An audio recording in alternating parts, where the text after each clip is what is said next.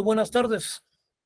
Buenas tardes, Buenas tardes. Buenas tardes. Buenas tardes, listo. ¿Se mira el documento, jóvenes? Sí, licenciado. Sí, Así es, licenciado. Kimberly, ahí nos vamos a quedar platicando más tarde.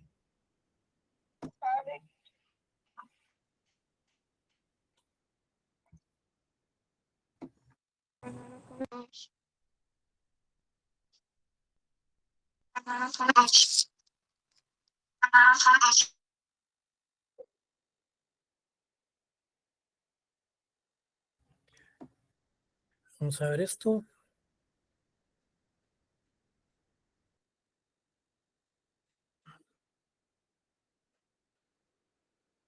Métodos.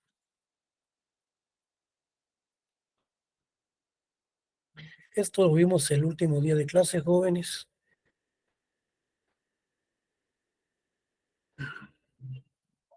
Aquí estamos. Bueno, en primer lugar, jóvenes, muy buenas tardes. Me van a disculpar que ya perdimos 7 minutos, pero los vamos a reponer. Bueno, el día de hoy quiero que me pongan atención. Vamos a estudiar lo que es la introducción al derecho, lo que es el derecho agrario y lo que es el aspecto ambiental. Previo a ello, es necesario que nosotros nos recordemos o bien tengamos una noción muy general de lo que es el derecho, asimismo como el derecho sustantivo y el derecho adjetivo. Luego el derecho agrario y vamos a ver aspectos del derecho ambiental. Bueno,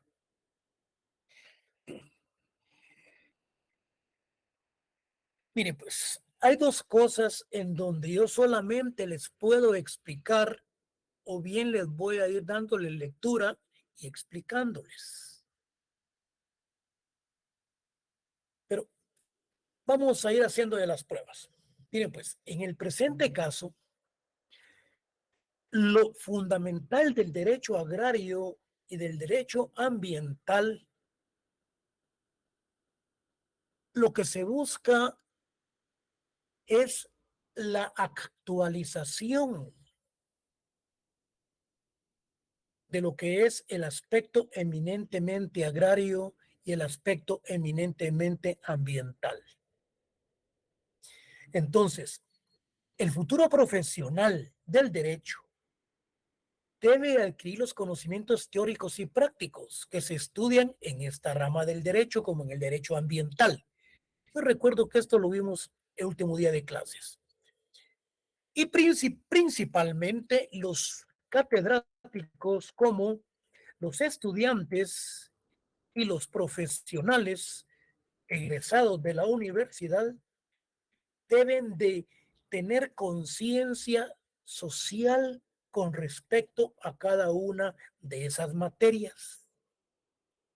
Uno, que el derecho agrario como instrumento que debe de contribuir a la paz social y el derecho ambiental como coadyuvante al derecho humano, fundado en una estrategia ambiental que permita un desarrollo sostenible en la agricultura y en el ambiente.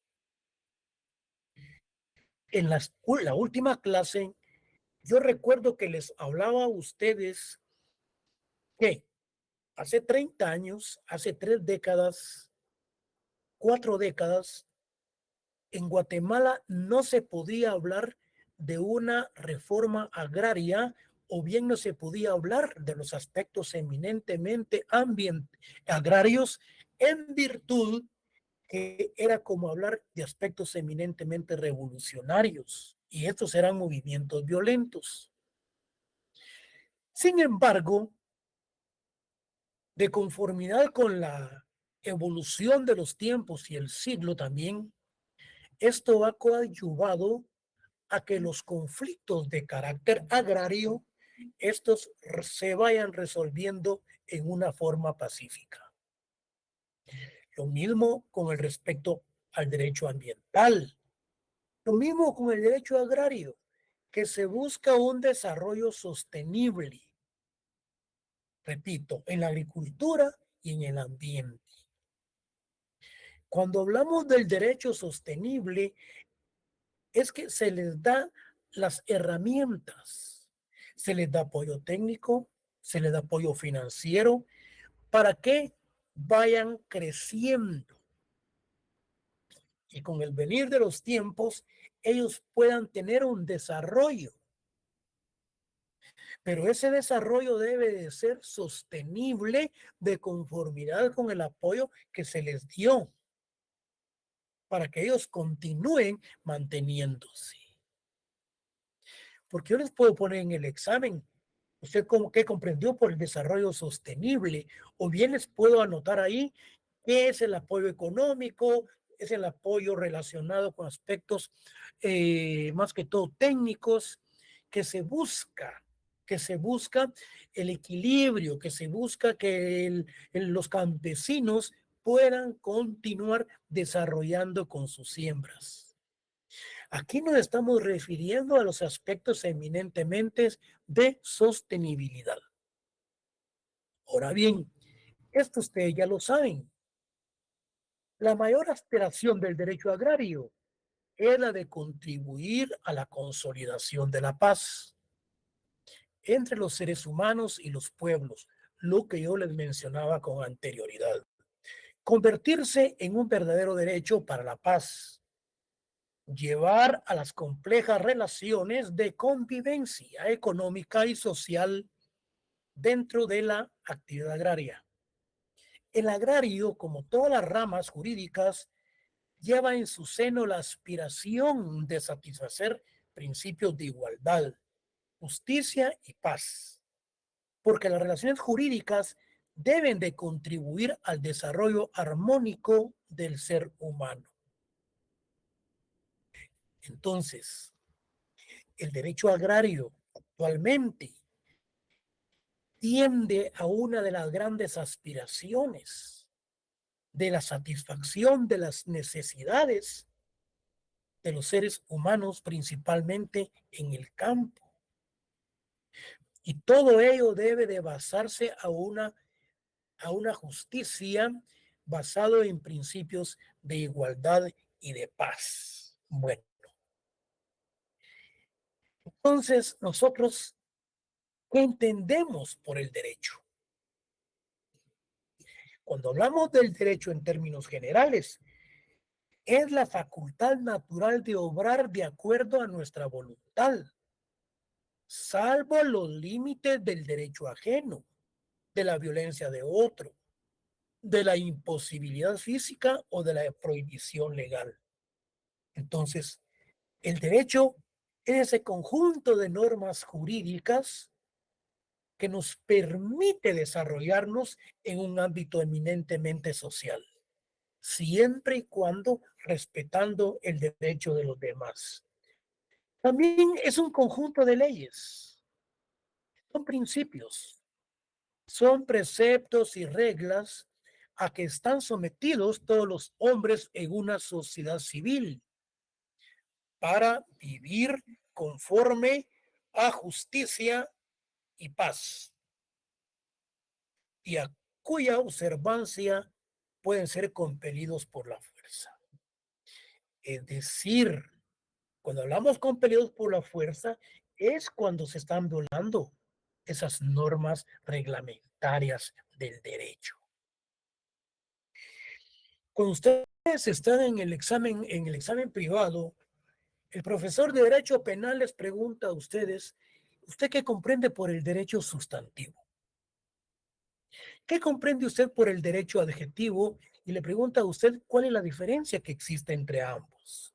Miren, el derecho sustantivo es es el conjunto de normas. El derecho sustantivo son las normas establecidas plenamente en un ordenamiento jurídico. Por ejemplo, podemos hablar del Código Penal.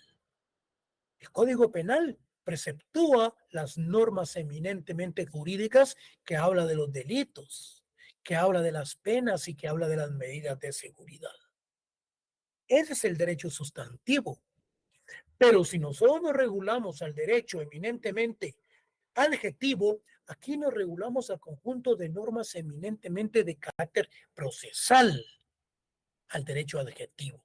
No solamente en el derecho penal, no solamente en lo que son las normas relacionadas con el Código Penal. Estamos hablando de un término eminentemente muy generalizado. Entonces, el derecho sustantivo, estamos frente a la norma de derecho penal sustantivo cuando nos referimos a los delitos, a las penas y a las medidas de seguridad. Es decir, a la materia, a la sustancia del propio derecho penal. El derecho adjetivo, procedimientos que permiten la aplicación de la materia a casos concretos. Constituye la esencia del derecho adjetivo, al que también se le conoce como derecho procesal penal. Yo recuerdo que los que recibieron conmigo derecho los pueblos indígenas vimos un parte de esto. Bueno, ahora bien, cuando hablamos de la conceptualización agrario, es todo lo que pertenece al campo. Extensivamente cuando hace relación con la agricultura.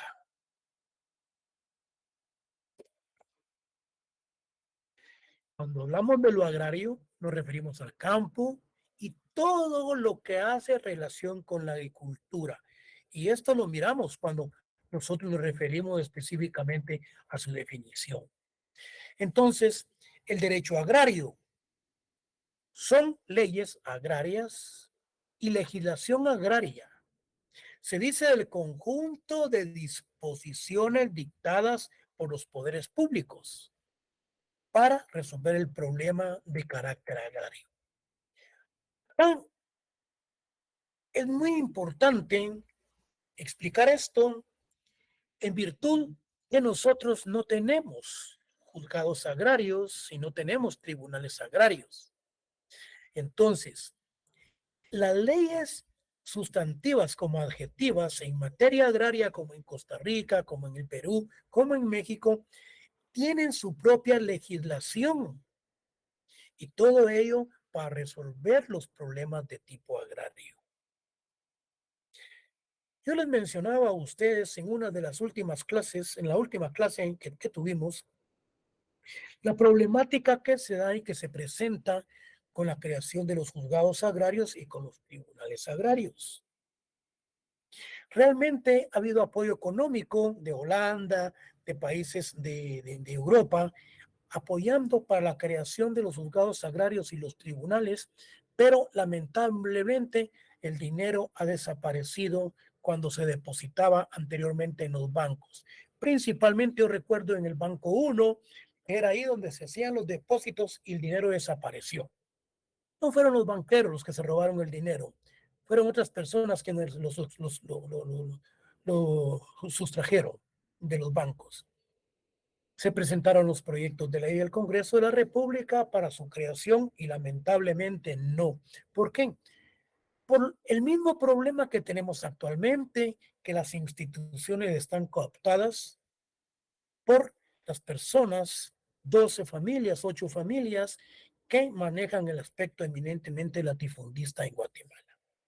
Entonces, es el conjunto de normas jurídicas, derecho agrario, de naturaleza económico-social, que regula la tenencia, que regula la distribución y explotación de la tierra, los recursos para lograrlo y las relaciones entre las personas que intervienen en tales actividades. Esta definición de derecho agrario, jóvenes, esta varía según en el tiempo y varía, depende también en el espacio. Pero son esas normas específicamente que se refieren a lo que hemos venido dialogando, a los aspectos de la tierra, a la explotación de la tierra, los recursos de la tierra, todo lo que enmarca los aspectos agrarios. Esa definición la dio César Augusto Toledo Peñate, guatemalteco. Bueno, y para que nosotros nos vayamos formando y hago la idea muy generalizada de lo que estamos estudiando, entramos a lo que es el ambiente. Cuando hablamos del ambiente, prácticamente jóvenes, ustedes miran que ese ambiente es el medio.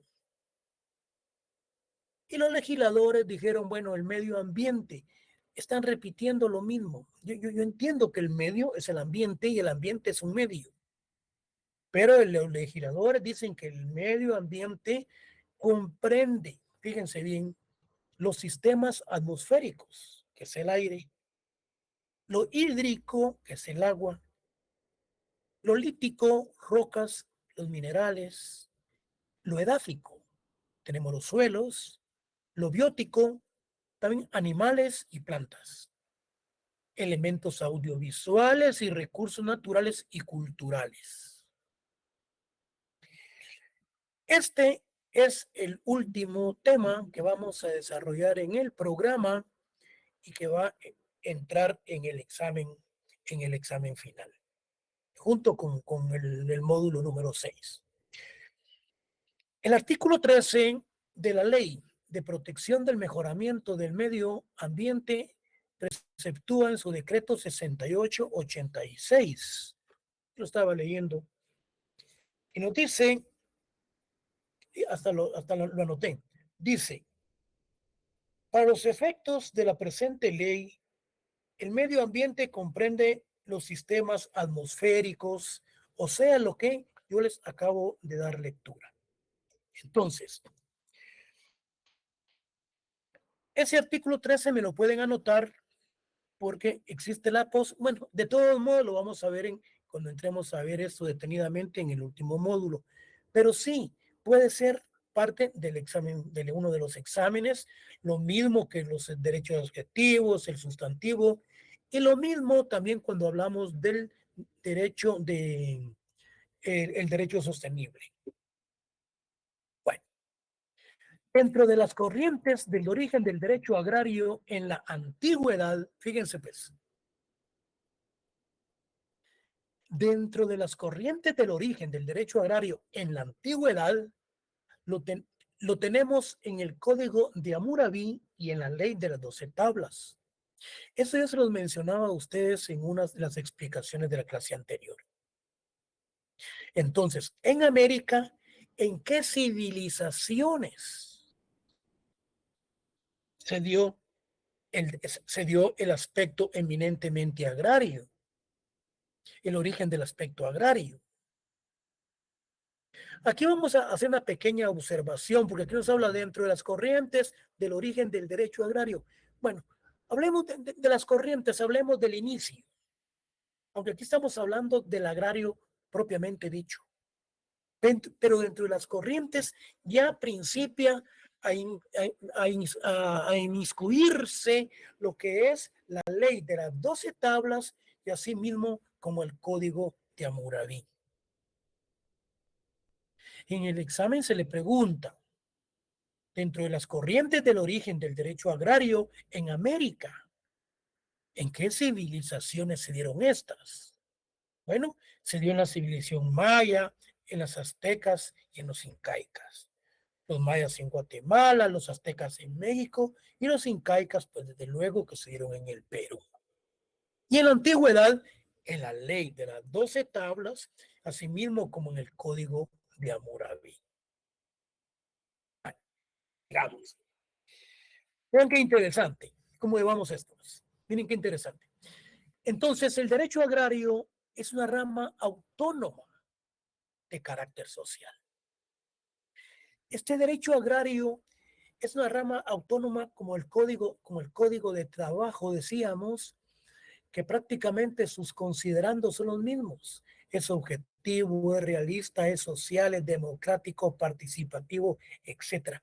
Los mismos considerandos del Código de Trabajo son los mismos para el derecho agrario. Entonces, cuando hablamos del derecho agrario como elemento activo, ¿cuáles son? Si les preguntan en el examen a ustedes, mencione elementos activos del derecho agrario? Bueno, ustedes se van a quedar sorprendidos, principalmente los que no han recibido la cátedra. Pero los que recibieron la cátedra dicen, bueno, los elementos activos, las fuerzas productivas, el campo, los instrumentos, los campesinos, los trabajadores. Pero es sumamente indispensable que nosotros los conozcamos y lo hayamos estudiado. Pero yo le pregunto al examen, al joven, el día del examen, mencióneme los elementos negativos del derecho agrario. Pero si él no ha recibido el curso, jamás me la va a contestar. Entonces tenemos lo que son los latifundistas. ¿Y quiénes son los latifundistas jóvenes? Son las personas que tienen las grandes extensiones de tierra en Guatemala. Y estos son pocos en pocas manos. Contrario censo de lo que es el minifundio. Entonces, dentro de los elementos negativos tenemos los intereses de los latifundistas, tenemos los intereses de los criollos y de los foráneos que traen como consecuencia el freno del desarrollo de la agricultura defendiendo sus intereses económicos. Pero, ¿cómo es que defienden ellos sus intereses económicos? Si son ellos los latifundistas y tienen sus propios intereses y los criollos, hijos de los españoles nacidos en Guatemala, tienen como consecuencia entonces que todos los productos de buena calidad que se dan en el país, estos son exportados. Sus utilidades jóvenes son depositadas en bancos extranjeros. Y acá se va quedando ya lo que los países extranjeros no permiten o no aceptan de conformidad con el control de calidad. Aquí se queda lo malo, o sea, lo que nosotros consumimos. ¿Qué es lo que nos dice Lucio Mendieta y Núñez con respecto a las finalidades del derecho agrario? Fíjense, pues. Aquí se habla de finalidades del derecho agrario.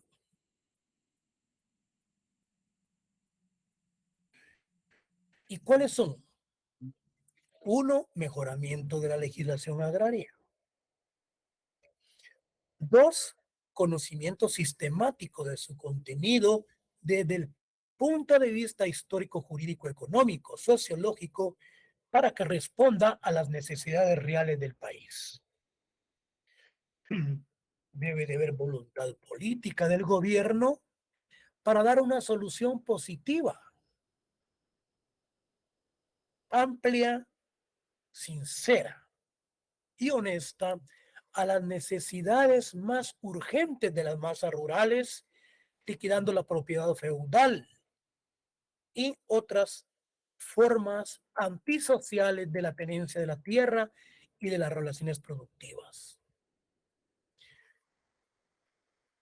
Esto de la propiedad feudal lo vamos a ver cuando miremos el materialismo histórico dialéctico, o sea, la evolución de los aspectos eminentemente agrarios, y miremos lo que es el sistema feudal, los siervos de la gleba y el señor feudal, los que realmente deben de desaparecer. Sin embargo, aún persisten en muchas zonas de la capital. Entonces, tenemos a los campesinos, tenemos a los trabajadores agrícolas, tenemos a los mozos, con la finalidad de dar soluciones más justas y ecuánimes que reclama la sociedad moderna. Reforma fundamental al problema social agrario. Aquí estamos hablando de una reforma agraria integral. Entonces, ¿cómo surge el derecho agrario? Yo no les estoy preguntando en qué país.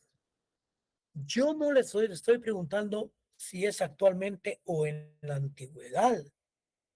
Aquí la pregunta es, ¿cómo es que surge? el problema de orden agrario? Surge en primer lugar por el aspecto eminentemente económico. Estudio de los medios empleados por los hombres para estructurar los recursos de la naturaleza, los progresos culturales y su propio esfuerzo laboral para crear, sostener y proseguir fomentando su bienestar material. Surge por problemas de carácter económico y social. Económico, desde todo punto de vista, por los recursos que se encuentran en pocas manos. El otro problema es el social, lo concerniente a la sociedad en sus muy diversos significados. Ejemplo, tenemos los socios, relativo a una compañía mercantil, relación de trabajadores, la herencia, el patrimonio, sociedad, seguros, etcétera. Entonces, desde el punto de vista social, existen también problemas para el aspecto eminentemente agrario, porque en lo social debe de existir una comunión espiritual para que pueda existir justicia social en el ámbito agrario. ¿Por qué en lo político? Fíjense, ya vimos los problemas que surgen en lo agrario. Ya vimos el económico, ya vimos el social y ahora el político. ¿Y qué es lo político, jóvenes? Lo político es el arte de gobernar o alarde de hacerlo, dictando leyes y haciéndolas cumplir, promoviendo el bien público y remediando las necesidades de los ciudadanos y habitantes del país. Si ustedes se dan cuenta, este es el meollo de lo que lamentablemente los políticos solo son maestros, son pocos los profesionales y los que son nunca recibieron el área de carácter social. Muchos se van a recibir por lo menos ciertos temas relacionados de política. Pero aún cuando llegan al Congreso o llegan a sus puestos jóvenes, se les olvidó completamente, se les olvidó la filosofía o el espíritu de la creación de gobernar. No que llegan con la mentalidad de recuperar inmediatamente la inversión que hicieron en sus campañas políticas. Entonces, este principio se olvidan completamente. Por eso es que la universidad está preocupada por formar nuevos profesionales. ¿Quiénes son entonces los que votaron por este partido que les dio la gran sorpresa? Es la juventud. Ustedes fueron los que fueron a votar en contra de este sistema corrupto. Entonces, lo político es el arte de gobernar o alarde de hacer, dictando leyes y haciéndolas que cumplir, promoviendo el bien común y público, remediando las necesidades de los ciudadanos y de los habitantes del país. Miren qué interesante. Luego tenemos lo que es el aspecto legislativo. Entramos al Congreso. Es la ciencia de las leyes, conjunto o cuerpo de leyes que integran el derecho positivo vigente de un país. Le preguntan a ustedes en el privado, ¿cuál es el derecho positivo, joven? Entonces, estamos hablando de un derecho positivo, es el conjunto de normas jurídicas que son plenamente establecidas por el Estado por medio del Congreso de la República y que son las normas vigentes. Así es como se debe de contestar en el examen, para que sea algo muy ameno con el examinador y existe esa química para que el estudiante salga bien. Pero si no estudió, mejor no vaya, porque va a ir a hablar solo tonteras. Decía una examinadora, vino a hablar solo marihuanadas, decía. Ya falleció, creo que lo estoy diciendo. Bueno, miren. Entonces, El derecho agrario debe de fundarse en ser equitativo, justicia para el sector agrario, protección para los más débiles frente a los más fuertes. Esto en materia agraria. Bueno, sigamos.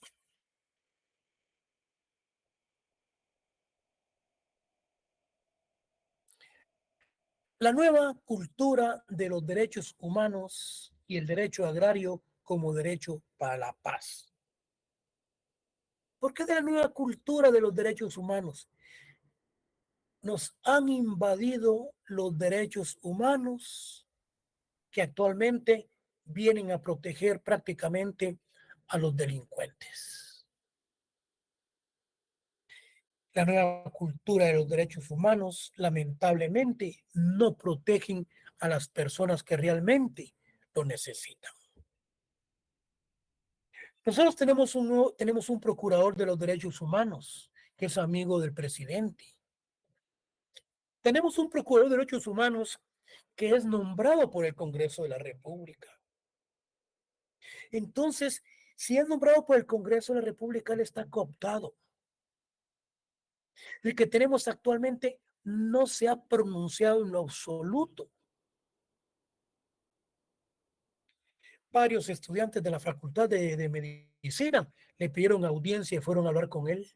Sinceramente no sé cuál fue el resultado. Pero no se ha pronunciado en lo absoluto. No se ha pronunciado en todas las personas que han salido al exilio. Ahorita va Fuentes Nay al exilio porque tienen miedo que dicten orden de captura en contra él, porque él fue el fundador del partido Semilla. Hay más de 100 personas en el exilio que este gobierno los ha sacado. No los ha sacado, han salido huyendo, porque si no están detenidos. Yo conozco a un fiscal muy bueno, honesto y decente. Cuando estaba investigando a Yamatei, lo cambian y lo mandan como fiscal a la unidad de migrantes. Imagínense ustedes, estando en la Fiscalía de Migrantes, señores, hace poco lo fueron a traer y lo tienen preso. ¿Por qué? Porque él, cuando estaba anteriormente en una de las otras fiscalías, inició procesos en contra de personas que son pudientes y hoy en venganza lo tienen detenido. Por el momento no me recuerdo el nombre. Eso se lo voy a decir eso. Bueno, entonces, todo aquel que ya presiente que hizo algo, que formó un partido político y que está sobresaliendo, ya es presiente que le dictan orden de detención. Estamos igual que en Nicaragua. Esperemos que hayan cambios. Sigamos. Entonces, el nuevo derecho agrario requiere de un estudio distinto al tradicional. Esto yo ya se los mencioné, que el derecho agrario anteriormente se hablaba de una reforma agraria, se estaban hablando de movimientos revolucionarios. ¿Qué fue lo que sucedió con el decreto 900, con la ley de transformación agraria? Realmente trajo como consecuencia la caída de un presidente, de Jacobo Arbenz y Guzmán. Entonces, el actual derecho agrario ahora, los problemas se solucionan a través del diálogo, a través de las convenciones de los grupos que participan en el mismo. El reordenamiento agrario por medio de sus institutos. Cuando hablamos de los institutos del derecho agrario, estamos hablando de la ley de transformación agraria, estamos hablando de la empresa campesina asociativa, estamos hablando de las cooperativas agrícolas, de las sociedades agrarias, zonas de desarrollo agrario. Yo les puedo pedir a ustedes, usted me puede mencionar un instituto del reordenamiento del derecho agrario. Sencillo, la ley de transformación agraria, las asociaciones campesinas, el desarrollo agrario, la propiedad, la posesión. Entonces, ¿cuál es la orientación axiológica? ¿Cuáles son los aspectos axiológicos de una persona o del derecho agrario?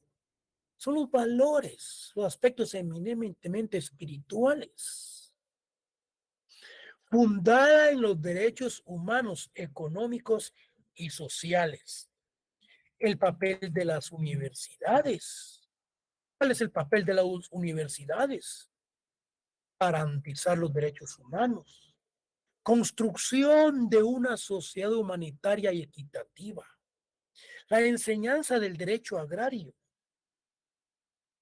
La improvisación de los profesores. Los catedráticos deben de formarse y deben de preparar sus cátedras. Ese es el papel de las universidades. Es cierto que existen compromisos y cobro de facturas políticas para poder ubicar y poner a ciertos profesores en determinadas áreas. Pero si el profesor desconoce hasta los tribunales de justicia, ¿cómo se le va a dar que les imparta a ustedes derecho procesal penal? Derecho procesal laboral si nunca ha llevado un caso. ¿Cómo se le va a dar penal si nunca ha llevado un debate?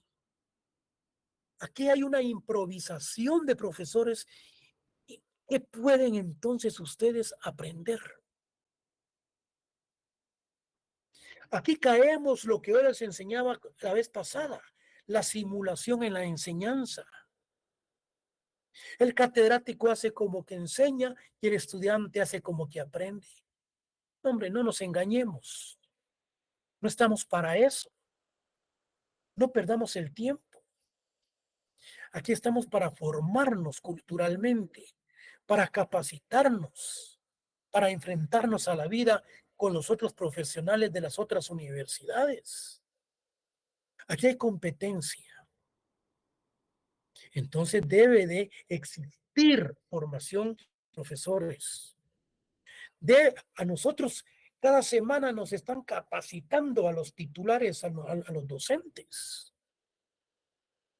Como consecuencia también debiese de capacitarse a los nuevos profesores que están quedando ahorita en las nuevas convocatorias que van a haber. ¿Para qué? Para que ellos estén actualizados. Entonces, con respecto al futuro abogado, debe comprender 3 grupos de conocimientos. 1, adquirir conocimientos técnicos basados en textos legales, estudios básicos de la lectura, interpretación, concordancia, sistematización, hábitos de aprendizaje. El abogado maneje excelente memoria, que tenga excelente expresión verbal, ecuanimidad, que sea mesurado, entereza, que tenga emoción cuando imparta sus clases para que el estudiante también esté imbuido en lo que el catedrático está enseñando. Debe de tener actitud humanitaria, principios éticos, morales, defender a los demás y procurar justicia, investigar aspectos eminentemente jurídicos y plantearlos en casa o en la casa de estudios, desde luego. Es poco lo que se escribe con respecto al derecho agrario. Necesitamos conciencia social, económica, política y cultural que se presenta con toda crudeza.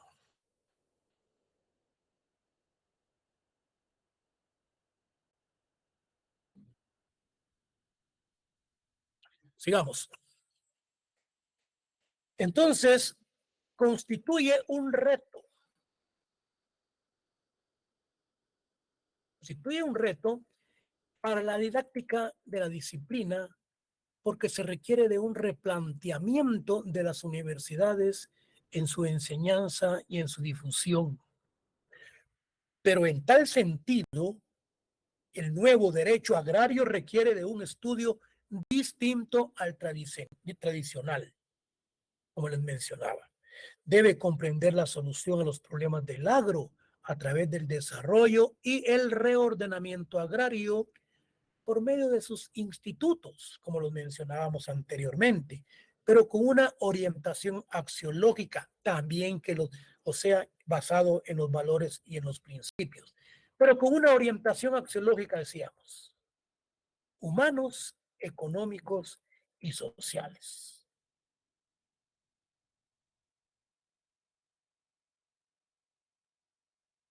¿Cuánto llevamos?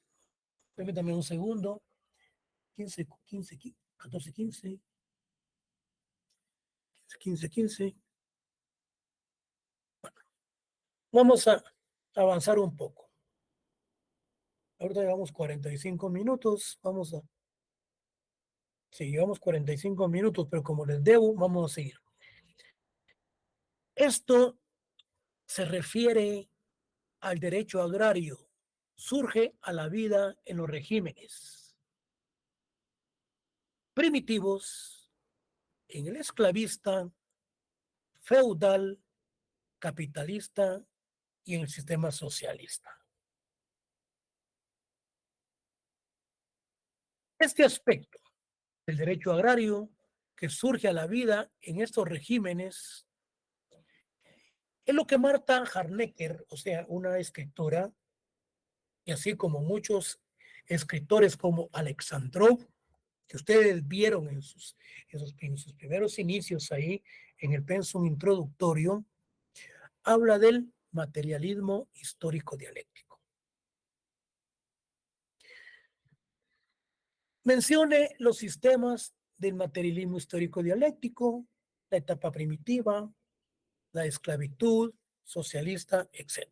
Bueno, adelantemos entonces, vamos a ver.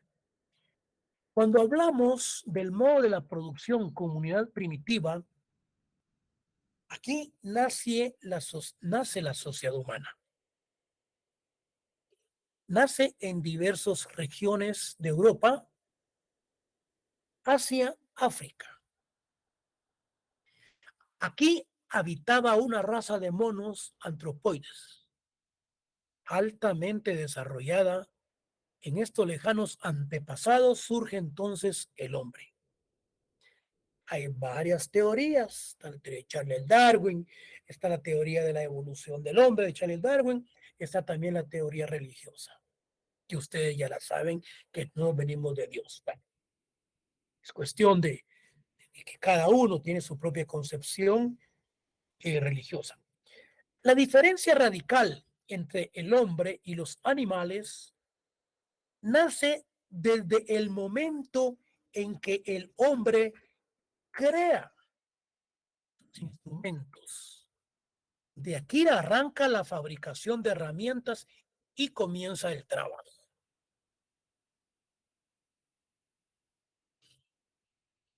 La cátedra la estamos estudiando desde un punto de vista eminentemente filosófico, desde un punto de vista real y concreta. ¿Sí? Por eso yo les mencionaba que cada uno de nosotros, bueno, tiene su propia concepción religiosa y piensa si vino del mono o si vino de Dios. La cátedra nos está explicando que se debe hacer la observación, pero sí que nosotros venimos del mono. Bueno, la diferencia, decíamos, radical entre el hombre y los animales, decíamos que se diferencia o surge a través de la creación de las herramientas. La diferencia radical entre el hombre y los animales, ¿en qué momento nace? Cuando el hombre crea sus instrumentos. Los antepasados entonces vivían en hordas, en manadas.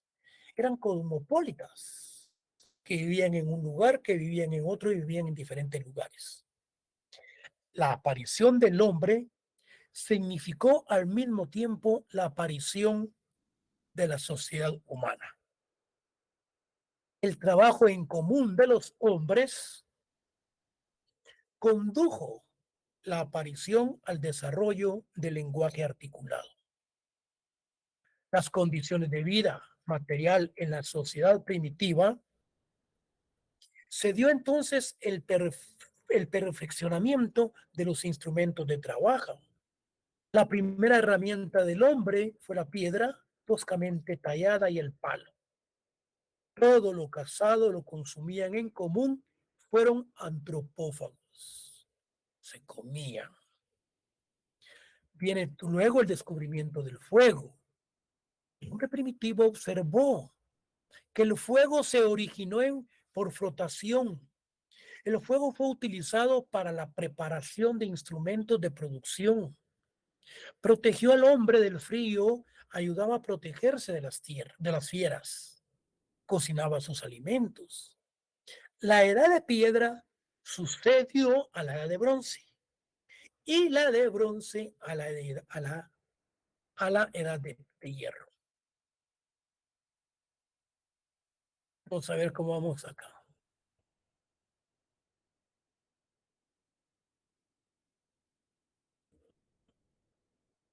No, estamos demasiado lejos.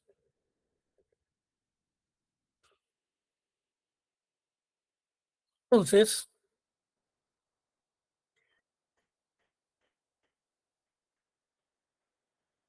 decíamos, yo creo entonces, jóvenes, que yo creo que aquí nos vamos a quedar. Poco. Bueno, ¿hay alguna pregunta? Tenemos por lo menos 10 minutos. Si no, nos quedamos acá y nos miramos el próximo día de clase, que es el día lunes a las 14:15 horas. ¿Hay alguna pregunta? Si no, pasen ustedes. Feliz tarde, jóvenes. Licenciado, buena tarde. 2 consultas. La primera, ¿cómo llevará su control de asistencia? Y la segunda, si el material que expuso el día de hoy no lo va a compartir. Tranquila. Yo no sé si les voy a enviar el programa y ahí en el programa están todas las bibliografías en donde está desarrollada cada una de estas temáticas. Lo que pasa es que yo he estado tratando de actualizar el programa, pero estamos bien con respecto a la asistencia, no se preocupe. Aquí conmigo ingresen hasta personas particulares. Una vez quepan, no hay ningún problema. Pero tranquila, ahí vamos a platicar con respecto a la bibliografía y les voy a enviar el programa también. ¿Otra pregunta?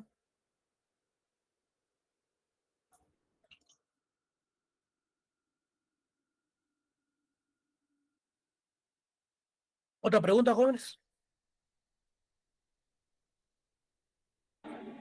Nada más, licenciado, muchas gracias. Todo claro. Todo bien.